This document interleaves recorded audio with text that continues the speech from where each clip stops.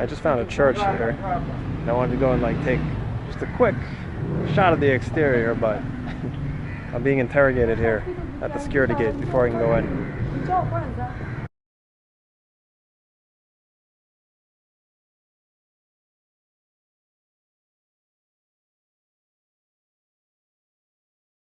The church security, we are complaining, saying there is somebody here taking pictures and then we don't know.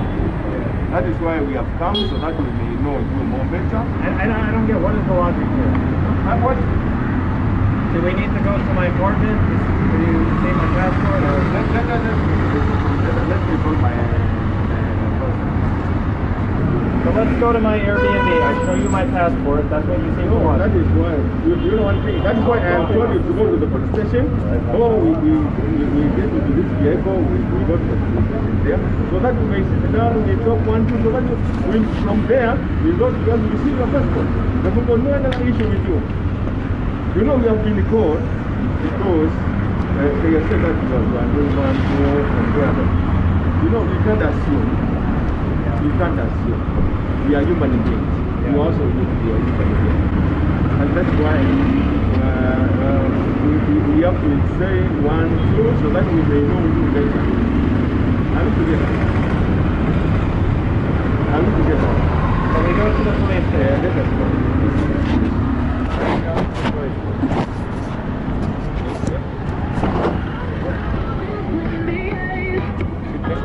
He's police? He's a driver. Can we walk to the police station?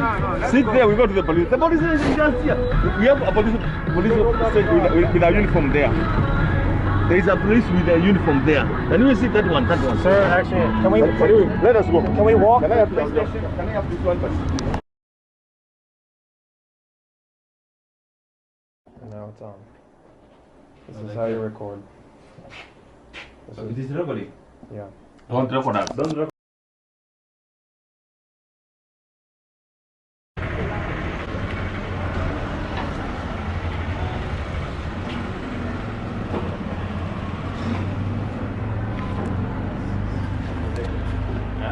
You know what they did? They arrested me for 4 hours. They think I'm a terrorist. Ridiculous. Yeah, so here's my laptop. Here's all my important documents, including my passport. You have no fucking idea what I've just been through for the last 4 or 5 hours. I don't know how long it's been. My God. Alright, so I just dropped my stuff off. Let's go take a little walk and I'll narrate to you the ridiculousness that just happened.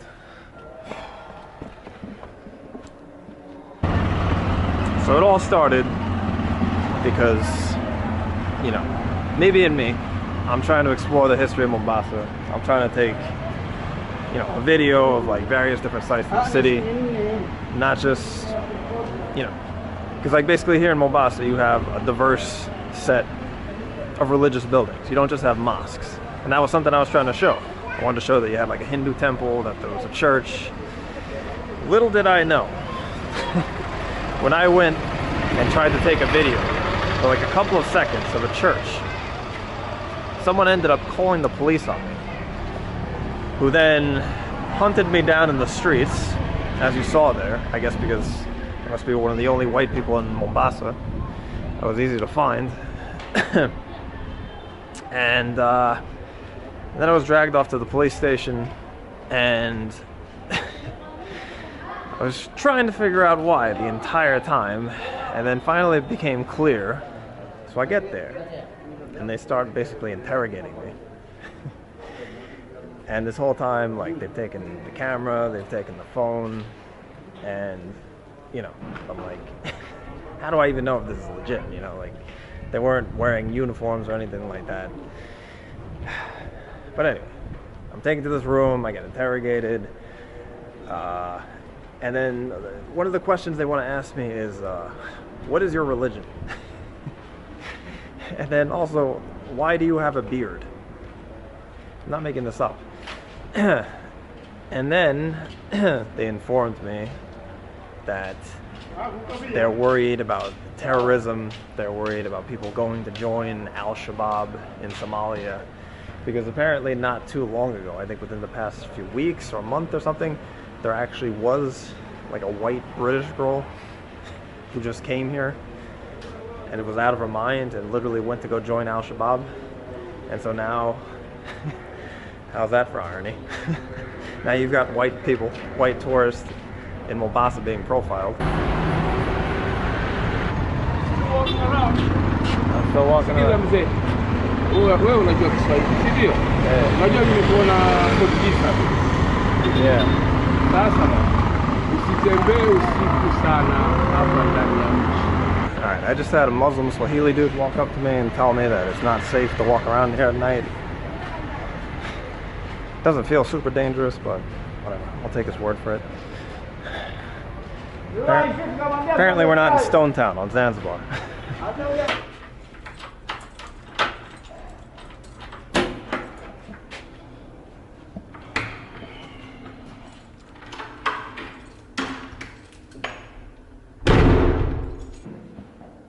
So, yeah, give me a second.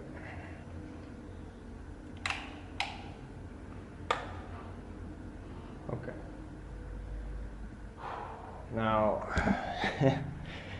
I don't like making videos where, I just sit in my room and talk at the camera. Like, no offense to like people who do that. I don't think it takes a lot of effort, but in this case, it's not like I can go and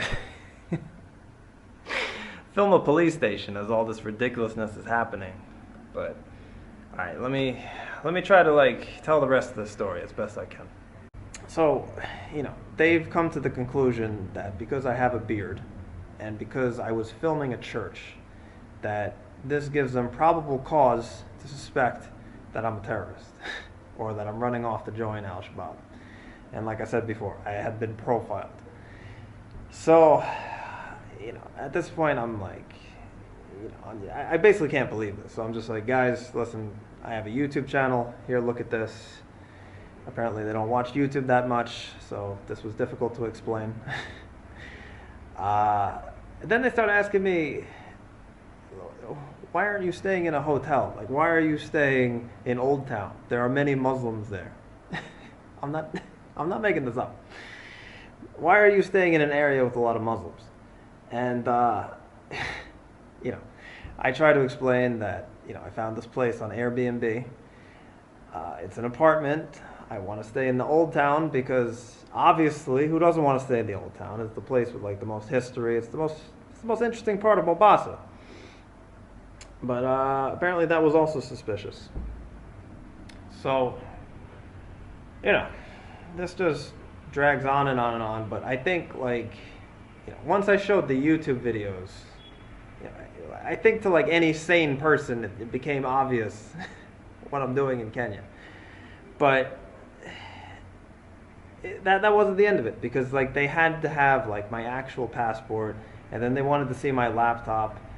So then what they do is they load me back into a car, 1 hour later, by the way, and then they drive me over to this place. They brought me back here, and let me show you, because you've got the evidence of this like lying around actually.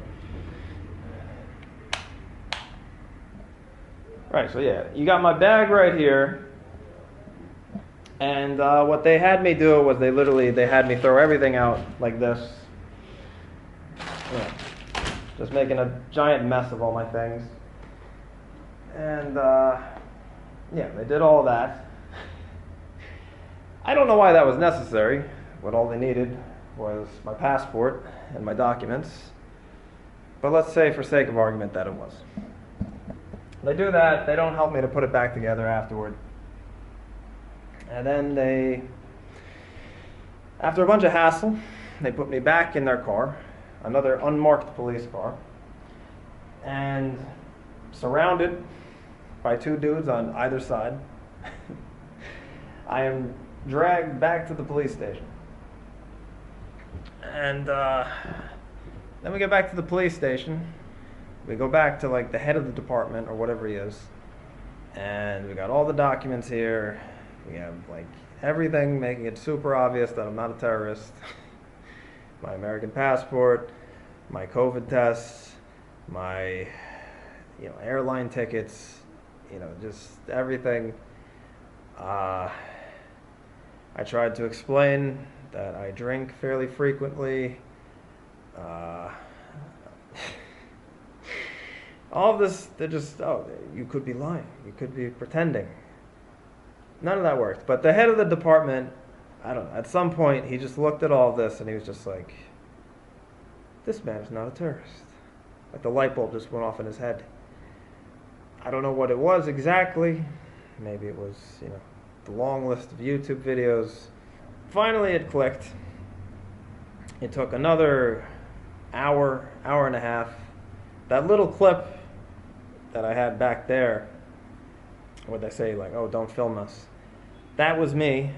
They were asking me to turn on the camera because they kept playing around with the camera. They wanted to see like every part of it. They wanted to understand how it works and whatnot. And so they asked me to turn on the camera, and that's literally what I did. And then they asked me to turn it off. So I feel that's fair play. But anyway, that was basically after another hour and a half or so. And yeah, it just dragged on. They had to write up some report in front of me. When I asked like what they were doing, they didn't even tell me that they're writing a report. Instead, they respond angrily like, oh, just wait. You wait there. You be patient. And but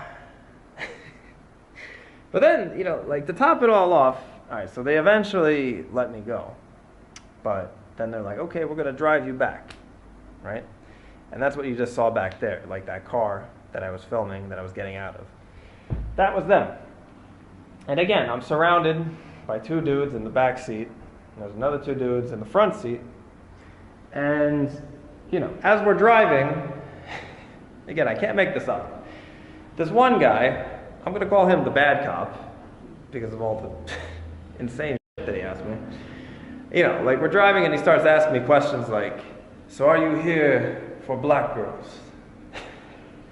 And like here I am thinking like, wait, is that like the wrong answer? Or like, should I like... So I said like, no, I like white girls, maybe Chinese girls. And then he says after that like, well, you should. You need to know that the ones in Mombasa have the biggest matacos.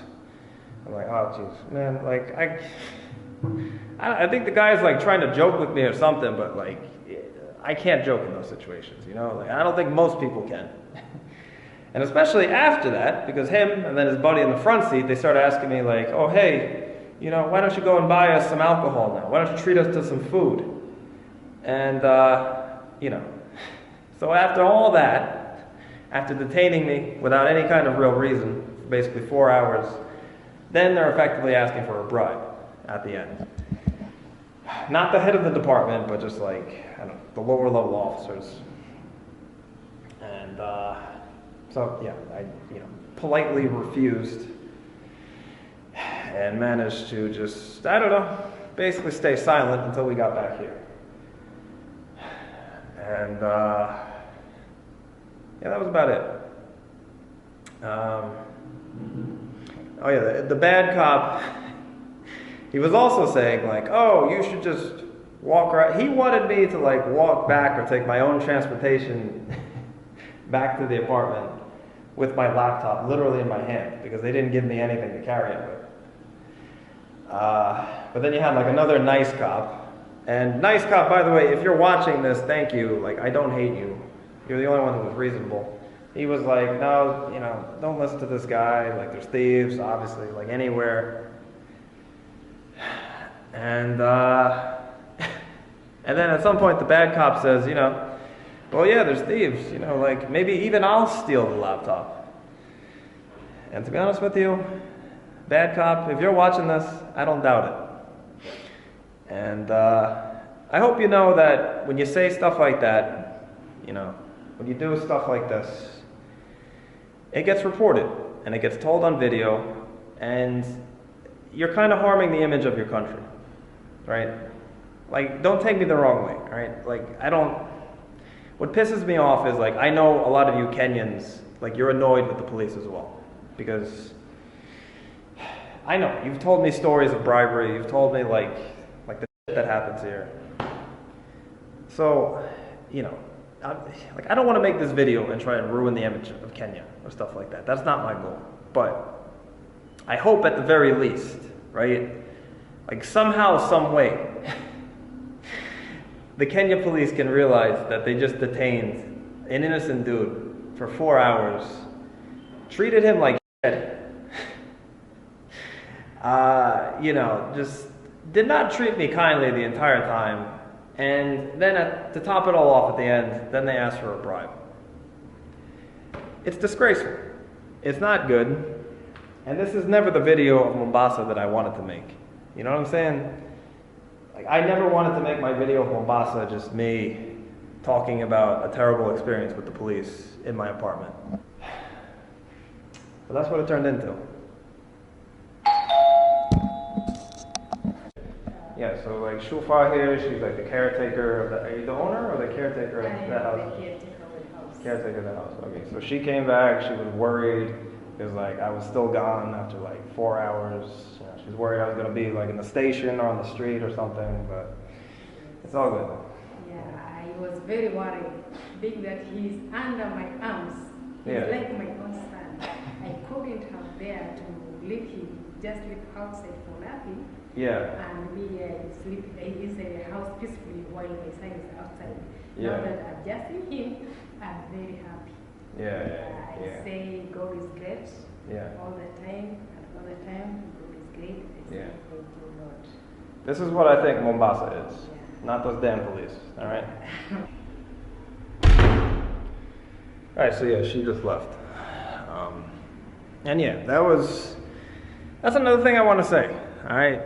You know, this experience, it really ruined like the story I was trying to tell about Mombasa. You know, like, because in actuality, you know what, the people here are really nice. I've noticed that. Like, even nicer than Nairobi. No offense to Nairobi, they're friendly there too, but you know, people are really kind. And they speak Swahili, and they're happy to speak Swahili with me, and just, you know, I had generally a nice time today until all that happened. So,